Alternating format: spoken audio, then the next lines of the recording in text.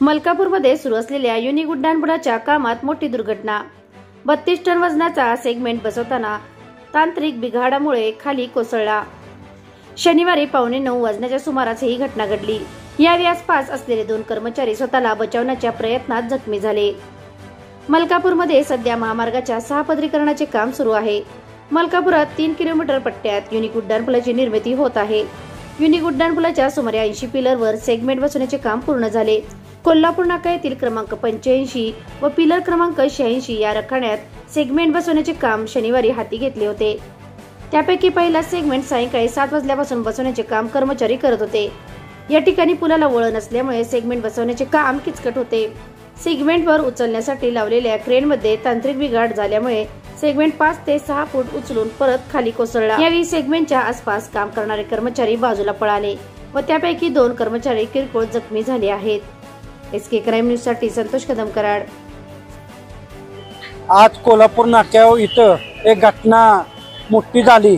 त्या घटना म्हणजे हा जो प्लेअर आहे तो प्लेअर वरून खाली पडल्यामुळे हायवे सर्व्हिस रस्त्यावर जाणारी जी प्रवासी होते त्यांची थोड्या याच्यात वाचली, तरी पण 2 कर्मचाऱ्यांच्या पायाला लागले। आणि आज इथं टेक्निकली इथं कोणी नाही। विशेष म्हणजे सर्व जी वरिष्ठ जे टेक्निकली माणसं होती इथं नाही, तो काम सोडून गेले।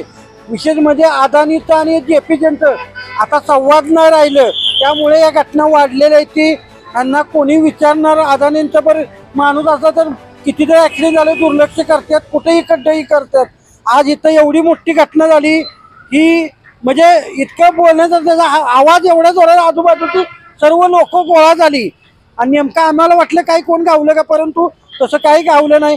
यांच्या हलगर्जीपणामुळे ही घटना झालेली आहे। हा जो प्लेअर पडला केवळ ह्या कर्मचाऱ्यांच्या आणि इतर टेक्निकल अनुभवी माणूस नसल्यामुळे ही घटना झालेली आहे। ही जी घटना इथं झाली, सामान्य माणूस जर ह्या प्लेअरच्या खाली ही झाला असता, चिमटला असता, तर ह्या घटनेला जबाबदार कोण राहिलं असतं? प्रशासनानं कुठलं आम्हाला उत्तर दिलं असतं? घटना झाली नाही ठीक आहे, पण अजूनही लोक दुर्लक्ष करून अशा पद्धतीनं प्लेअर लावतात। यांनी इथून पुढे सुरक्षा घ्यावी, इथल्या लोकांच्या जीवाची खेळून एवढंच म्हणतो। जय हिंद, जय महाराष्ट्र।